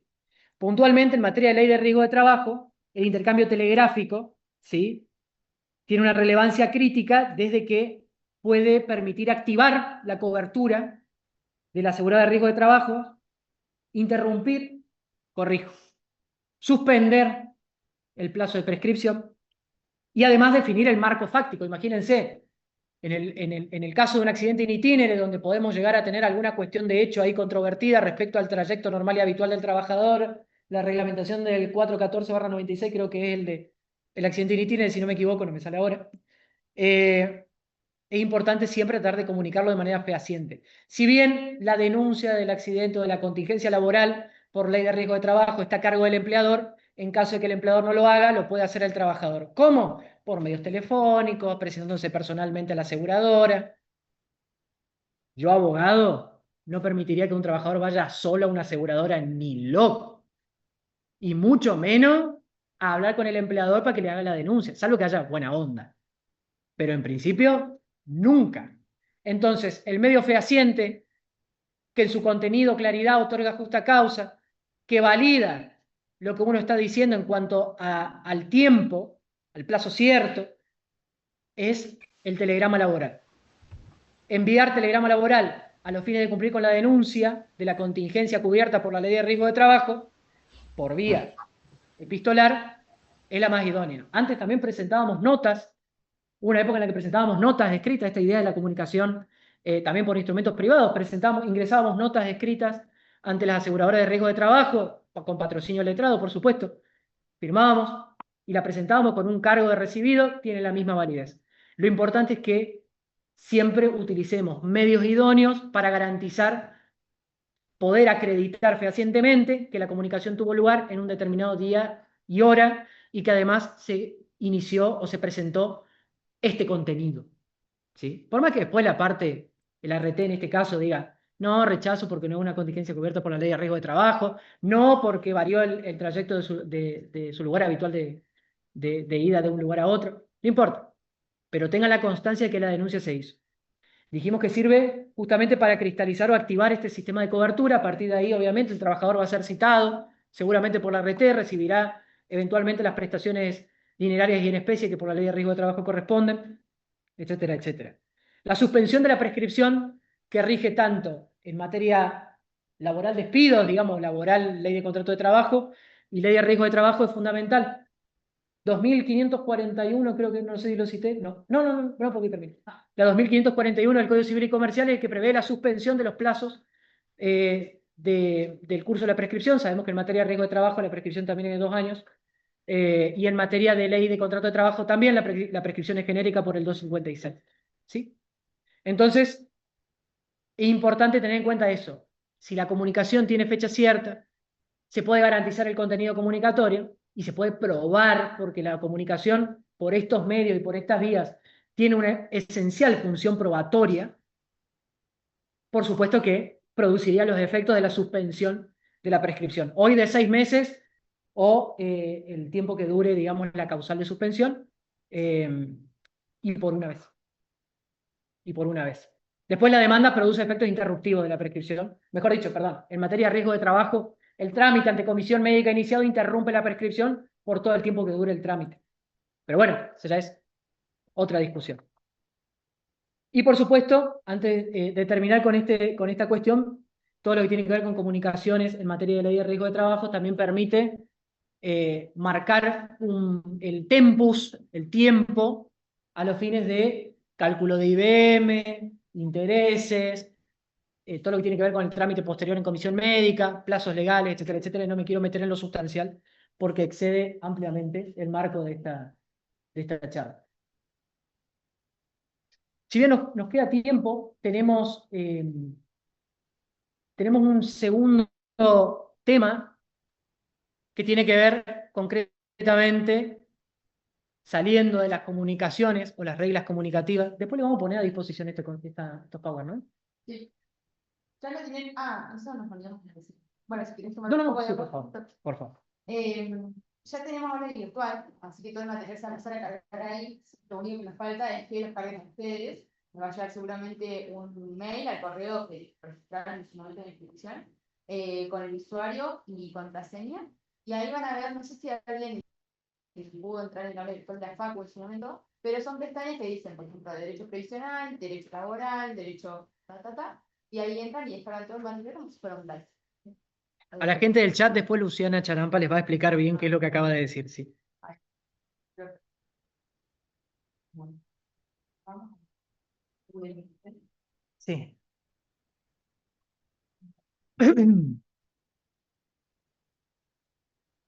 Vimos que entonces inicialmente el tema de la comunicación en materia laboral tiene una importancia muy clara en materia de, bueno, es el inicio, la primera incisión en el caso laboral que traemos a conocimiento, tiene algunas implicancias casuísticas que no podemos dejar de abordar. La jurisprudencia es fantástica. Yo si tuviera que recomendar, yo no sé si está bien, pero lo voy a recomendar igual.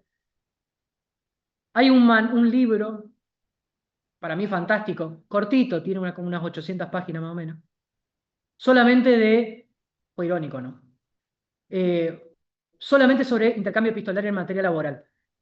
Es un libro de Diego Tula, creo, del año 2018-2019, que aún con las reformas habidas a la fecha, tiene absoluta aplicación práctica, y todo esto que vimos así a grandes rasgos, hasta con jurisprudencia lo armó. Así que en la medida de lo posible, me parece que ese es uno de los manuales, ese y el código comentado, laboral, del doctor José. Son los dos, por lo menos los dos grandes materiales o fuentes a los cuales personalmente yo trato de recurrir casi con habitualidad, digamos. Sobre todo en materia epistolar. Ahora bien. Listo. Perdón, pensé que estaba escribiendo mi nombre. No. Vamos a entrar asiduamente y rápidamente en el último tema que nos toca, que ya tiene que ver con cuestiones más sustanciales, pero me gustaría ir más a lo procesal. Voy a ir bastante rápido esta parte, después van a tener el power. Les dejo en la filmina también los distintos métodos de cálculo de los rubros indemnizatorios o qué se reclama hoy por hoy en materia laboral. Las indemnizaciones en materia laboral son indemnizaciones tarifadas. Ya también se expidió sobre esto en el famoso precedente Bisotti y la Corte Suprema de Justicia de la Nación. Las indemnizaciones tarifadas están admitidas en nuestro régimen siempre que estén sujetas a una regla que es, para mí, bastante valorativa, pero la Corte lo habla como que sean razonables, ¿no? Está claro que lo razonable para mí no es lo mismo razonable que para la doctora Chanampa, para quien la buena fe tiene un sentido distinto para el trabajador, pero en función de ello es importante tener en cuenta eso. Nuestras indemnizaciones son tarifadas. En principio, nada está fuera de la ley, sino todo dentro de la ley. ¿Sí? Pásanos, la base de cálculo que se utiliza para el 99,9% de todos los rubros que se den en materia laboral es la remuneración del trabajador. Y ahí tenemos el primer gran escollo en estas situaciones que tiene que ver con qué entendemos por remuneración en hoy contexto de desremunerización, por decirlo de alguna manera, de las prestaciones que recibe el trabajador en el marco de la relación laboral. Siempre tengan en cuenta que el principio general está dado por el artículo 1 del convenio 95 de la OIT, ratificado por nuestro país, que define que, en pocas palabras, remuneración es todo lo que percibe el trabajador en función de la relación de trabajo, con motivo o ocasión de la relación de trabajo. Principio general, ¿no? Del dicho al hecho. Pasan varias cosas en el camino, entre ellas esta idea de pasar. Pasalo creo que son un par. Bueno, ¿qué entendemos por remuneración? Si bien eso dice el 95 de la OIT, van a ver ahí que son Hay 3 regímenes distintos en materia laboral y previsional. Yo sé que ustedes ya vieron algo de previsional, pero 3 regímenes distintos que definen de manera distinta la remuneración o el salario del trabajador en función del enfoque que tengan. Una cosa es el 103 de la Ley de Contrato de Trabajo, otra cosa es la remuneración según la ley previsional, es decir, aquella sujeta a aportes y contribuciones, que de hecho hace una explicación casuística de qué no es o qué no se considera remuneración a los fines de los aportes y contribuciones. De ahí a que no sea remuneración es otro tema. Y por otra parte, la ley de riesgo de trabajo también plantea su concepto en el artículo 12, que es remuneración. El error legislativo, en realidad, a mi criterio, que tiene la ley de contrato de trabajo y el resto de la normativa, más que nada la ley de contrato de trabajo, es que confunde adjetivos y sustantivos. Confunde o utiliza indistintamente el término remuneración para referirse a una calificación de una prestación que puede recibir el trabajador en el marco de una relación laboral, como para habilitar el debate entre lo que es remunerativo y no remunerativo, y también utiliza el término remuneración como sustantivo, es decir, como lo que percibe el trabajador por la puesta a disposición de su fuerza de trabajo. Esa indistinción o esa utilización casi reflexiva como adjetivo y como sustantivo es lo que determina que hoy tengamos este tipo de discusión, siguiente también, respecto a qué remuneración que se tiene en cuenta los fines de la remuneración. Ahora sí. Este es el principio general. Remuneración, entonces, todo lo que perciba el trabajador en función del transcurso de la relación laboral subordinada, sin importar el nombre que las partes quieran darle. Por ejemplo, pusimos honorarios. Es lo que en la doctrina de la Corte Suprema se llama la indiferencia al nomen iuris.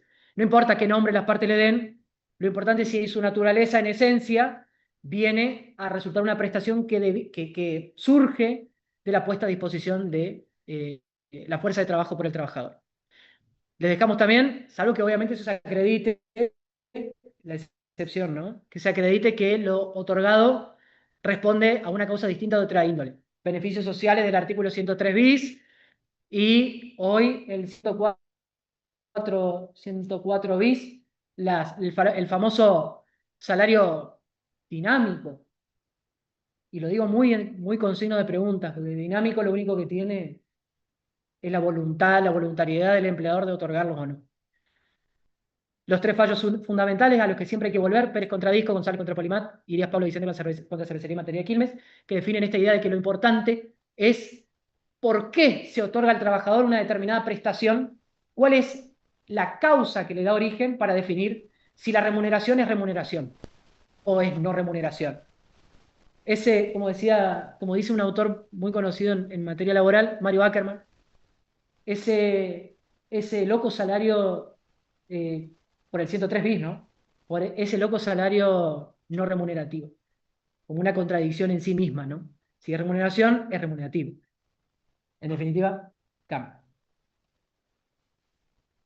Conceptos remunerativos y no remunerativos, le vamos a dejar la distinción para que lo tengan en cuenta. Sí, obviamente, entre los no remunerativos que prevé la normativa 103 bis, 104 de la ley también de contrato de trabajo. ¿Por qué son importantes la distinción entre remunerativo y no remunerativo? Justamente porque las remuneraciones son aquellas que están sujetas a aportes y contribuciones, sobre todo al régimen de la seguridad social, y además son las que se tienen en cuenta para la base de cálculo de las indemnizaciones y demás prestaciones derivadas de la ley de contrato de trabajo.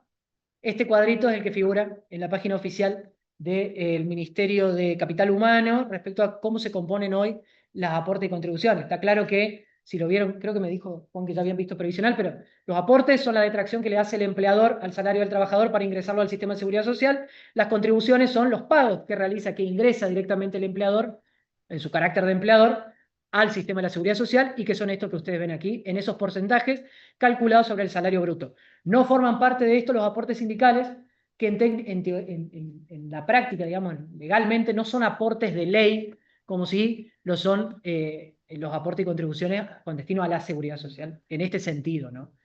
Los aportes sindicales van con destino o surgen de las convenciones colectivas y más que nada del derecho colectivo, pero bueno, no vamos a entrar en esa disquisición. Los beneficios sociales, pasémoslo. Vamos a la práctica. Siga. Siga. El recibo de haberes, una más. Ah, no, está bien, una menos. Ese recibo de haberes que ustedes ven ahí es un conocido, típico recibo de haberes de sueldo de un trabajador registrado.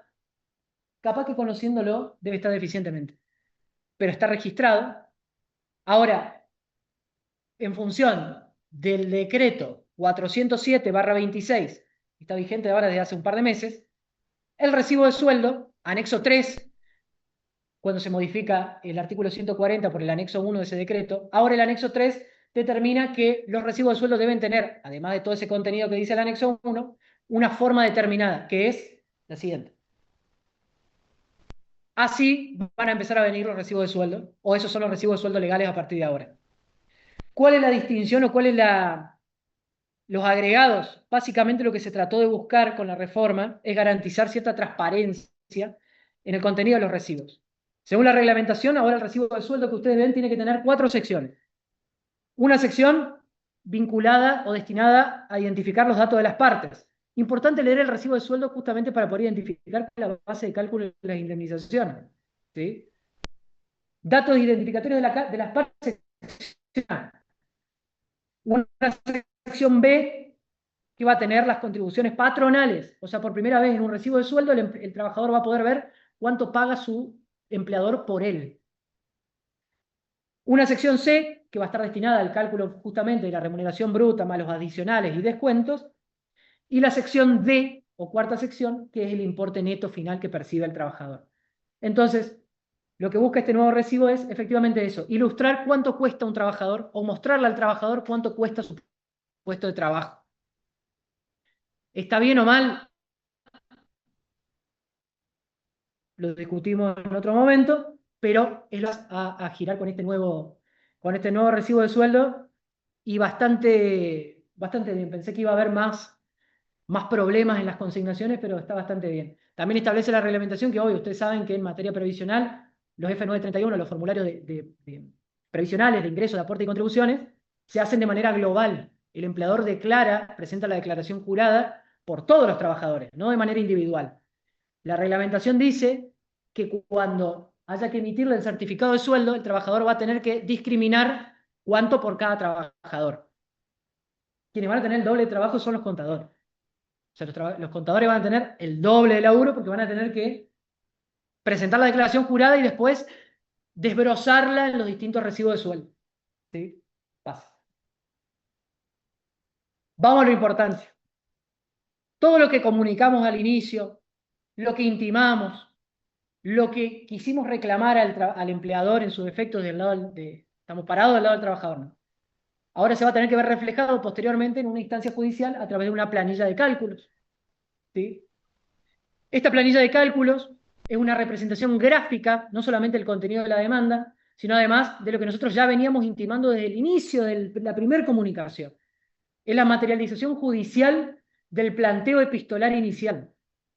Si la planilla de cálculos es una cristalización de la demanda, en función del 243, no es más que una cristalización del intercambio epistolar previo. ¿Sí? Entonces, si acabamos de adelante para atrás, perdón, de atrás para adelante, de adelante para atrás requiere la misma lógica. Por eso el planteo del intercambio epistolar es tan importante, porque de ahí vamos a construir el resto de lo que llamamos la teoría del caso. Somos medio primo hermano de los penalistas, algunos laboralistas, y armar la teoría del caso es fundamental porque es nuestra guía normativa y de encuadre jurídico. ¿Sí?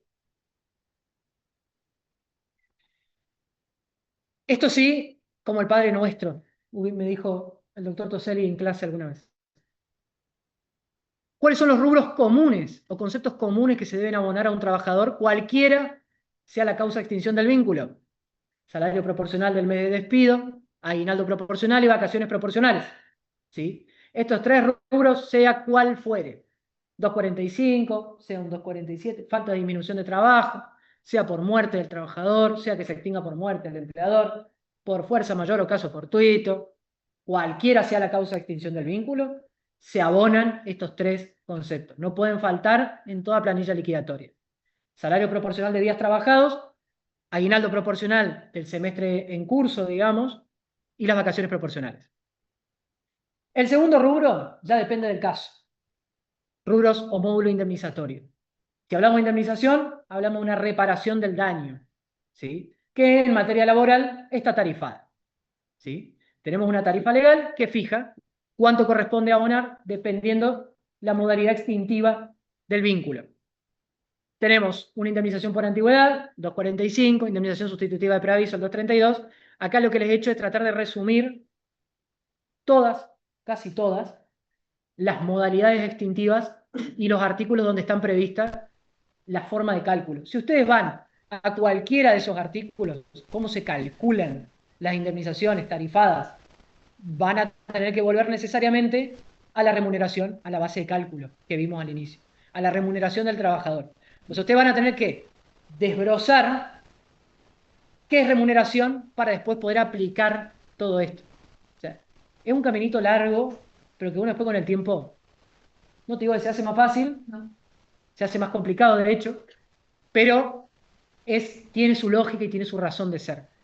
Y por último lo dejé porque me apasiona nomás y porque soy un enamorado de las causas perdidas, la indemnización agravada, antes lo que preveían las leyes 24013, 25323, con respecto a la falta de eficiente registración del vínculo laboral, la falta de pago en términos de los salarios, etcétera, etcétera, la 25323, y hoy la sustitución jurisprudencial que ha hecho, o los mecanismos reparatorios, sustitutivos si se quiere, que ha empleado la jurisprudencia en el marco de la derogación de todas esas normas a través de la aplicación del principio general de reparación integral del daño, 1740 del Código Civil y Comercial.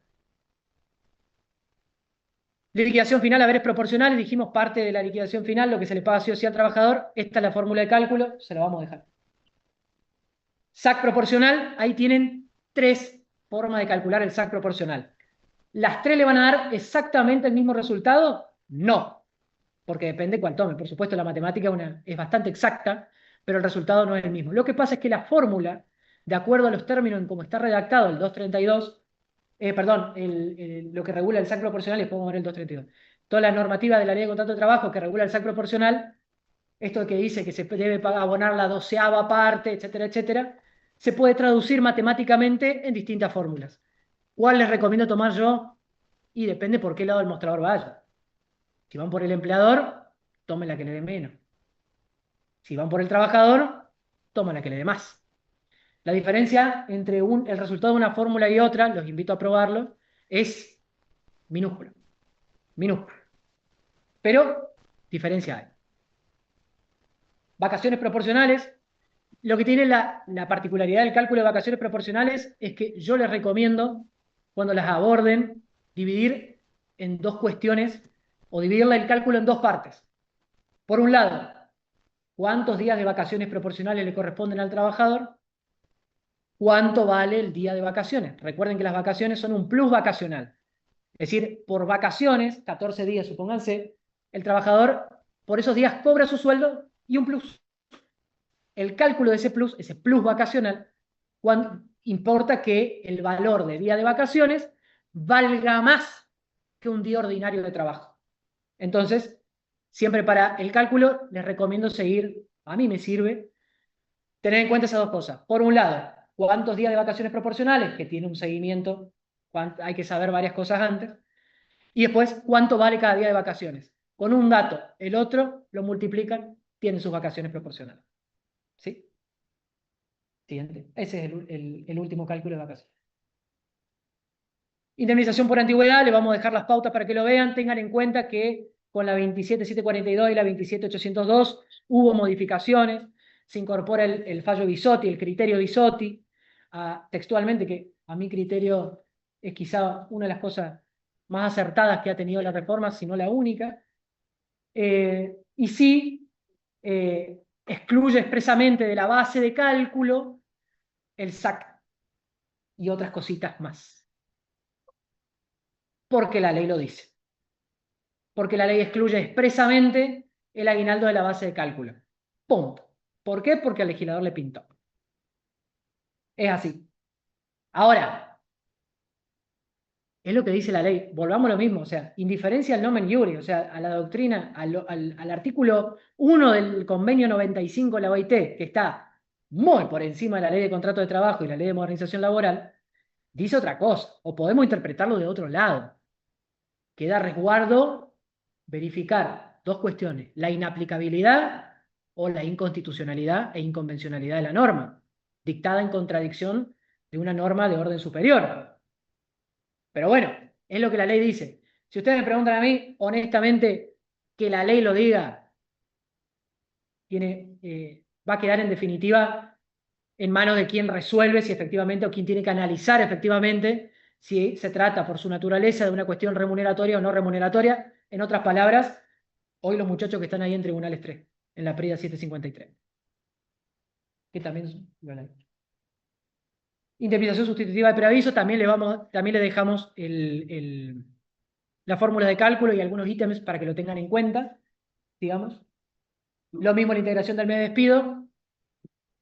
Y ahora sí, hay una postura que se sigue desde hace muchos años, sobre todo lo siguen los tribunales de Buenos Aires y demás, con respecto a si el salario, el sueldo anual complementario o se debe calcular aguinaldo sobre los rubros indemnizatorios, antigüedad, preaviso, integración del mes de despido. ¿Sí?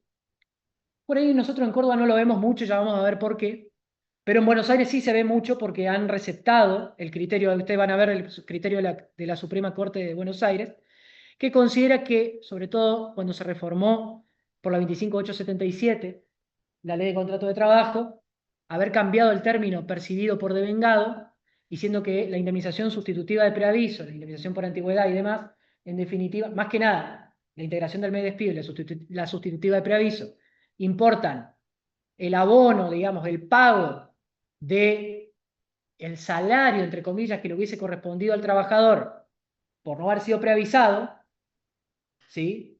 Correspondería sobre esos días calcular un proporcional de aguinaldo. Esto es lo que dice el criterio de la Suprema Corte. Pero como Córdoba es novedosa, dijo esto, que de ninguna manera se puede calcular aguinaldo sobre rubros indemnizatorios.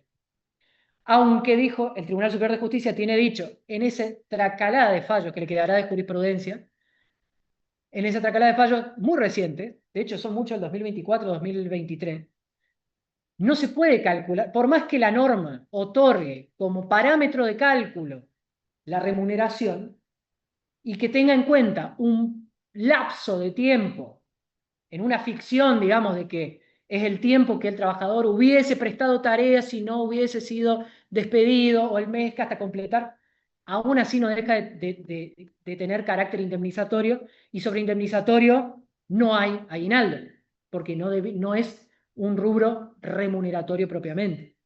¿Sí? Eso es lo que ha dicho, tiene dicho el Tribunal Superior de Justicia de Córdoba en adhesión a lo que fue el criterio, tú lo sabes, de la Cámara Nacional del Trabajo en algún momento. Los que litigan en otras provincias, Mendoza sí, Buenos Aires sí, en la mayoría de las cámaras, pero Córdoba todavía no. Hay una explicación muy linda que hace el Tribunal Superior respecto de por qué no, pero la verdad que sí.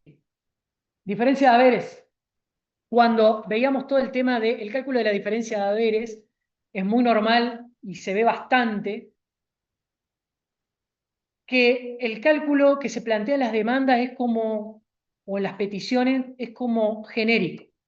Es como, che, bueno, si hoy el sueldo son 100.000 pesos y más o menos le correspondía 120 y yo hago 100 menos 120 y lo multiplico por la cantidad de meses de la relación laboral hasta el despido. Eso el Tribunal Superior ha dicho que es un cálculo genérico que de ningún modo cumple con los requisitos de una petición clara y precisa para que le den diferencia de haberes. Es decir, en principio, para que proceda un pedido de diferencia de haberes en el marco de una demanda, ya sea por cuestiones de aplicación de convenio colectivo, categorías profesionales, lo que sea, la petición debe ser clara, debe ser precisa y no debe consistir en una suma global. ¿Sí? No podemos decir, no, bueno, más o menos es esto. No, no, no. Tiene que haber un cálculo pormenorizado de cuánto consideramos que le corresponde, cuánto efectivamente percibió el trabajador y cuál sería la diferencia mes a mes por el periodo de prescripción. Es el criterio del Tribunal Superior para que un planteo de diferencia de haberes sea atendible. No le digo que se lo van a dar, es atendible. Si no, rechazo indímine. No se lo van a dar nunca. Pasa. Estos fallos son fallos muy recientes del año 2024, donde habla un poco de esta cuestión o de la inconsistencia o la consistencia que tiene que tener el planteo de diferencia de haberes. Cuando le digo que el abogado laboralista tiene que ser un abogado prolijo, me refiero a esto. Tenemos que ser minuciosos, desde la comunicación hasta el cálculo correspondiente a las diferencias de haberes. ¿Sí? Fácil. Sí, ¿una más? Tampoco las presunciones. Acá en este caso puntual, que ya lo van a ver, el tribunal le dijo, el Tribunal Superior de Justicia dijo, yo no puedo aplicar unas presunciones sobre, digamos, diferencia de haberes si no fue pedido correctamente. Si fue pedido de una manera global y no de manera puntual.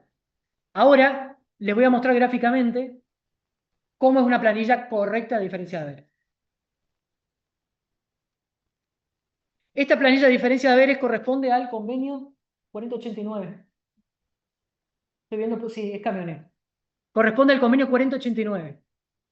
Un camionero, larga distancia, camionero de primera categoría, convenio 4089, cálculo mes por mes que dijo el convenio colectivo, las escalas salariales, más los adicionales no remunerativos, remunerativos por kilómetros recorridos, viáticos también, más el aguinaldo o diferencias que pudiera haber. Ese cálculo liquidatorio versus lo que efectivamente cobró, lo percibido, y eso le va a dar la diferencia de haberes mes a mes. Una planillita más. Y esta es una planilla de gastronómicos. Les dejo esas dos porque me parece que también son de los casos que más, sobre todo porque son convenios complejos. Son convenios que tienen mucho rubro no remunerativo, remunerativo, extra. Esta es una planilla de gastronómicos 38904, viejarda. Pero en ambos casos puedo decir con certeza que está bien hecha porque nos dieron las diferencias de haber. Nos dieron las diferencias de haber. Pero es para que ustedes entiendan cómo debe hacerse. No va más, no va esto de los montos globales y genéricos. Uy, está pifoche. Horas extraordinarias, otro gran tema. Bueno, más o menos yo hacía 4 horas en exceso de la jornada normal y habitual, entonces más o menos serán 4 horas extra. No. Lo mismo con las diferencias de haberes. La petición clara, precisa, concreta, circunstanciada, detallada de cuántas horas extra por mes hizo este trabajador para que el reclamo sea atendible. Reitero esto porque no quiere decir que lo van a ganar. Después hay una cuestión de prueba que lo van a tener que acreditar. Ya veremos después qué dice el Tribunal Superior con respecto a la prueba de las horas extra. La prueba de las horas extra, obviamente que en la medida que lo que ustedes puedan probar sea hora por hora, fantástico, no hay margen de error. Ahora, como es prácticamente imposible, porque si no se lleva el registro que debía llevarlo el empleador conforme el artículo 6 de la 11.544, si no lleva el registro de horas extra, ustedes lo que tienen que, según la jurisprudencia, probar es la existencia de las horas extra. ¿Sí? Y algo que más o menos permita suponer que lo que ustedes dijeron en cuanto a la cuantía va por ahí. Pero en principio la carga procesal del trabajador es probar la existencia de horas extra para que se haga aplicable la presunción prevista en la falta de exhibición de los libros y documentación laboral. Todo lo que debía decir los libros que no lo dicen, se tiene por cierto lo que dice el trabajador. Para aplicar la presunción, hay que demostrar que por lo menos existieron. ¿Cuánto? Aplico presunción. ¿Sí? Son dos momentos distintos. Cuando calculen horas extra, un error normal, yo trato de distinguirlo para que se quede así. ¿Qué es la jornada normal y qué es la jornada legal de trabajo? La jornada normal es la que el trabajador hace todos los días cuando va a trabajar. ¿Sí? Por ejemplo, Luciana está en la facultad de 8 a 20 horas. Más o menos. Básicamente le estamos clavando como 12 horas de laburo. Es una jornada normal de Luciana. La jornada legal de Luciana por convenio colectivo podría ser de 8 horas diarias y 48 horas semanales. Esa es la jornada legal, ¿sí? Hay una diferencia entre lo que el trabajador realiza y lo que la ley dice que debe realizar. ¿Qué son las horas extra entonces? Lo que supere la jornada legal prevista para la actividad. Si Luciana trabaja, en vez de 8 horas diarias y 48 horas semanales, trabaja 6 horas diarias y 40 horas semanales, y un día, en vez de trabajar 6, trabaja 7, esa hora no puede ser computada como hora extra, porque no supera la jornada legal prevista para la actividad. Superará su jornada normal y se la tendrán que pagar como una hora ordinaria, pero no con el recargo del 50 o del 100% que regula la ley de contrato de trabajo. Esta distinción es importante porque ya lo ha dicho la Tribunal Superior de Justicia, y es un error muy común confundir horas extraordinarias con horas suplementarias. Las suplementarias son las que yo hago en exceso de mi jornada normal, pero que no supera la legal. Y la hora extraordinaria, ley de contrato de trabajo, es la que supera la jornada legal. ¿Sí? Esa es la que se indemniza con recargo. ¿Sí? Bueno, les dejo varios fallos explicando esto por parte del Tribunal Superior de Justicia, diciendo, oiga, si no superó la jornada normal, no se paga con recargo. Le corresponde que se le pague como una hora común, ¿sí? Pero no con el recargo del 50 o el 100%. Ahora, teniendo en cuenta estos parámetros, listo, ya sabemos que el trabajador, ya distinguí, me llegó el caso, ya distinguí que el trabajador trabaja tanta cantidad de horas, identifiqué que supera su jornada, que tiene una jornada normal que supera la jornada legal. Entonces, jurídicamente la califico como hora extra lo que excede esa jornada. Hecho, derecho. Primero hecho, después calificación jurídica. Ya identifiqué que hay 3 o 4 horas extra, más o menos. Bueno, ¿cómo se la planteo al juez? ¿Cómo la planteo eventualmente una demanda? ¿Cómo la planteo en un telegrama cuando las reclame? Vamos. Lo que debe demostrar el trabajador, este es un fallo de sala 10, ¿de la época de Carlos o no? Creo que no. 2002. 2002. Seguro un fallo de Tosel. ¿Qué dijo la Cámara 10 en Córdoba en un fallito que todavía sigue teniendo aplicación y de hecho es el criterio que recepta también el Tribunal Superior de Justicia? Esto de que el empleador recién, o vamos a poder activar la presunción de la falta de exhibición del libro de horas extra cuando acreditemos que el trabajador hizo horas extra. ¿Cuántas? No importa, que las hizo.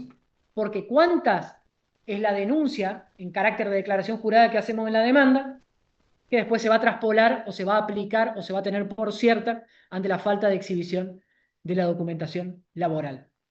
Quiero que veamos la planilla de horas extra. Una más. Planilla de horas extra. ¿Sí? Yo sé que se ve poquito, porque la verdad que la saqué una demanda, entonces se ve poco claro, pero con el mismo criterio que calculamos las diferencias de haberes, vamos a calcular las horas extraordinarias. Mes por mes, quincena por quincena, si el trabajador recibe remuneración por quincena, detallando cuántas horas extra hizo. Yo no lo cargué ahí, pero supóngase, por ahí porque me hago cargo y soy medio corto. Entonces, por ahí cuando tengo que calcular horas extra, lo que hago es, tengo una planilla de Excel con formato barra de chocolate, digamos, por día. Lunes, martes, miércoles, jueves, viernes, sábado. En verde, las horas legales. En amarillo, extras al 50%. En rojo, extras al 100%. Cada una vale una hora. Cada cuadrito de la barra de chocolate vale una hora. Entonces ahí más o menos voy viendo y puedo graficar, tip, si le sirve, me permite graficar, ver cómo era la jornada real que cumplía el trabajador y eso me permite identificar qué es hora extra, qué no, qué excede la jornada normal y qué excede la jornada legal. Porque el trabajador cuando se sienta ante usted le va a decir, no, yo hago horas extra. Yo trabajo 7 horas, pero hago horas extra. ¿Cuántas? Una. ¿Dónde está la extra? Será una suplementaria, pero no es exceso de la jornada legal, exceso de la jornada normal, ¿sí? Esa ya es tarea de ustedes, por eso trato de dejarles estos tips. Esta ya es otra en la que se me fue la mano. Pero puntualmente esta es otra planilla de horas extra que también se la vamos a dejar con identificación de, primero, cuánto vale cada hora extra con recargo, cuántas horas extra hizo en el mes, y efectivamente, cuál es el total que se debe pagar por horas extra al 50% y al 100%. Acreditando que hice una hora extra, según el criterio del Tribunal Superior, la cuantificación viene dada por la falta de exhibición. Si ustedes van a reclamar horas extra, no se olviden de pedir la exhibición. ¿Está claro? Una cosa va de la mano con la otra. Pero bueno, no me quiero meter porque después lo va a ver otro colega al tema de la demanda judicial. Con esto, siendo I57, con una precisión quirúrgica que tenemos los laboralistas, son las cuestiones que le quise dejar para que ustedes tengan herramientas como futuros, y muchos de ustedes ya abogados laboralistas, para que cuando salgan a la calle no se encuentren con las cosas que nos encontramos nosotros cuando nos recibimos. Por eso aplaudo y agradezco estos espacios de intercambio también, porque permiten esto, ¿no? Que ustedes se lleven de gente de la calle, de los que pateamos la calle, algunas precisiones que por ahí en la facultad no la vemos en el día a día, porque vemos la letra de la ley. Seguramente todos ustedes conocerán el 245 y si se dedican al derecho laboral lo van a saber recitar como nosotros, pero de ahí a saber cómo juega, cómo se aplica, el tema de los pagos parciales, el 140 de la ley de contrato de trabajo, el 138, etcétera, etcétera, verlo en la práctica por ahí ayuda. Y sobre todo para que no efectúen reclamos sin previo haber estudiado la causa. Es muy importante que se lo planteen, que lo vean y tengan en cuenta que en definitiva todo esto podemos haberlo hecho de antemano, pero si la estrategia comunicatoria salió mal, pueden pasar de un despido indirecto a defender un abandono de trabajo. ¿Sí? Entonces, si bien no se desdibuja, sí cambia la estrategia y sí van a cambiar los elementos. También en esta filmina les dejo para que lo lean, si les sirve, es un resumen de algunos fallos de los últimos tiempos, de cómo han sustituido o cómo se han reemplazado, si quieren decirlo de alguna manera, las indemnizaciones agravadas, hoy derogadas, de la ex ley 2403 y 25323, y los criterios que han asumido, por ejemplo, Jujuy, que ha asumido Buenos Aires a través del fallo Basol, y sobre todo Córdoba.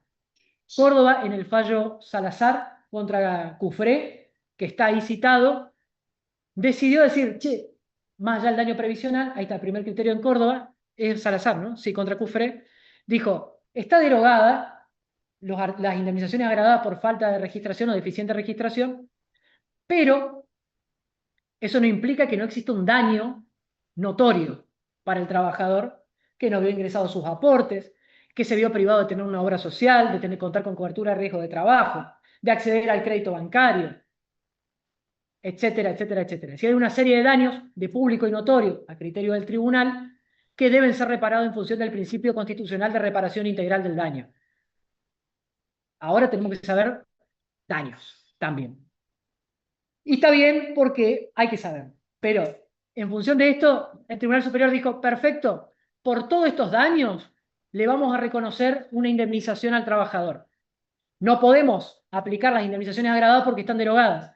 Entonces, ¿qué le damos? Bueno, una indemnización, esto dijo Córdoba, una indemnización equivalente a la fórmula de todas esas. O sea, aplicó la fórmula derogada bajo el contexto o la idea de que está reparando un daño constitucionalmente protegido. Es un criterio. Hay como 8 ahí que van a poder ver, desde el daño previsional, desde que haya en realidad un daño moral más que un daño material o patrimonial, etcétera, etcétera. Pero a lo que voy con esto es, el derecho laboral está en un proceso o les agarra a ustedes en un momento de mucho cambio, donde, como les digo, conviven por lo menos 4 regímenes laborales distintos, dependiendo el trabajador que agarren. Entonces, nos requiere permanente formación y por lo menos tener en cuenta o tener en claro conceptos básicos como este. No tengan miedo a equivocarse, no tengan miedo a consultar. Creo que, sobre todo en el ámbito, en el ambiente del derecho al trabajo, hay mucha, pero mucha solidaridad profesional. Yo, de hecho, paso gran parte de mi tiempo respondiendo a algunas consultas o compartiendo con otros colegas. La universidad y la facultad es un excelente ámbito académico y también de intercambio práctico. Por eso estos espacios, aprovéchenlos.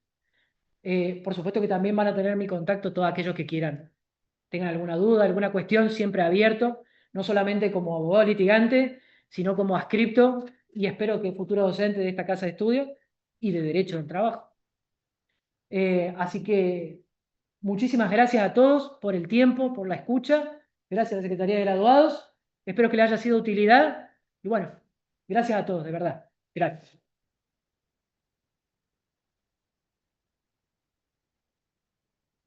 Y aprovecho que justo hoy tuvimos la clase laboral para invitarlos al Congreso Provincial de Derecho del Trabajo que vamos a tener acá en el Salón Vélez Arfield el 13 y 14 de agosto. Así que tienen toda la información en nuestro Instagram. Bueno, agradecerte a vos, Juan, antes de que se vayan, agradecerte. Les reitero lo del aula virtual, ya les dije a los chicos de no se no. Y bueno, nos vemos el miércoles que viene, vamos a ver Ley de Trabajo. La clase está a cargo mío, así que por favor vengan, traigan mate, vengan despiertos, así se hace, corremos un poco la intención. Gracias.